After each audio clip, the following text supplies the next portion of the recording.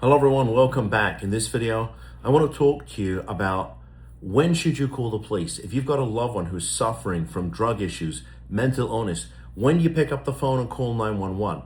Now look, this is not a, well, do this, do that, right? There's not if A and B are present, then C is you call the police. It really depends. What are the circumstances? What's really going on? Is somebody threatening to harm themselves? Are they threatening to harm somebody else? Are they completely out of control? Are they potentially violent? Are they threatening violence? If they are, then that may be a situation where you need to call the police. But here's what I would say to you. The police are not social workers. They're not treatment providers. Okay, they're not there to solve this problem for you. And when I say solve this problem for you, I mean they're not there to end. They're not there to get your loved one into treatment, right? They are a Band-Aid, and they're a very useful Band-Aid. And look, as a prosecutor, I had a lot of good friends in law enforcement. I've got a retired law enforcement officer on staff he's, without him, I don't know what we do. He's amazing, okay? But law enforcement is there only in emergency situations. So look, obviously if somebody's actively suicidal, they're threatening violence, they've started to hurt somebody, they're out of control, they're destroying the house. Yeah, pick up the phone, call 911 and ask the police to come, please get somebody over here. Now, it may be the result is a Baker Act, okay? And I've talked a lot about Baker Act, but when it's used correctly, it's a very powerful life-saving tool. But look, at the end of the day, somebody has to step up, make the commitment to save this person.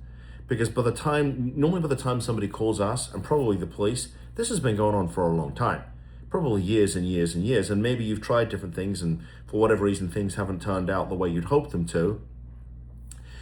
But if we get the police involved, then we need to have a separate conversation about what do we do to stop this from happening again? Because at some point the police are going to get called, someone's going to end up in jail, someone's going to end up being Baker Acted, and you won't get your loved one back.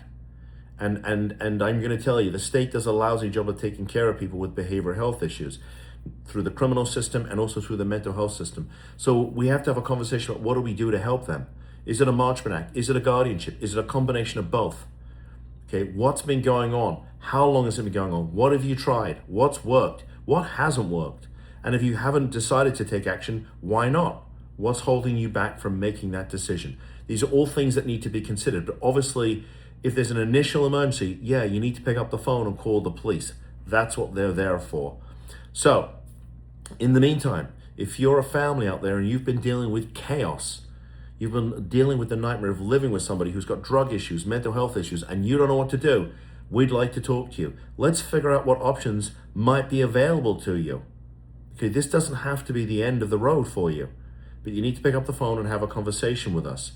Included in the description for this video is a link to our brand new book, all about the Marchman Act. It is 9 chapters, it's written, it's video, and we made it for you, and it's 100% free. All you gotta do is click on the link, you give us your name and your email address, and we will send it to you. So please, download the book. It was written for you, so you can get the information that you need. If there's another issue going on in your family and I've not made a video about it, post in the comments. Let me know. I'll make you the video. That's why I do these, right? So you get information based on real world experience. So post in the comments.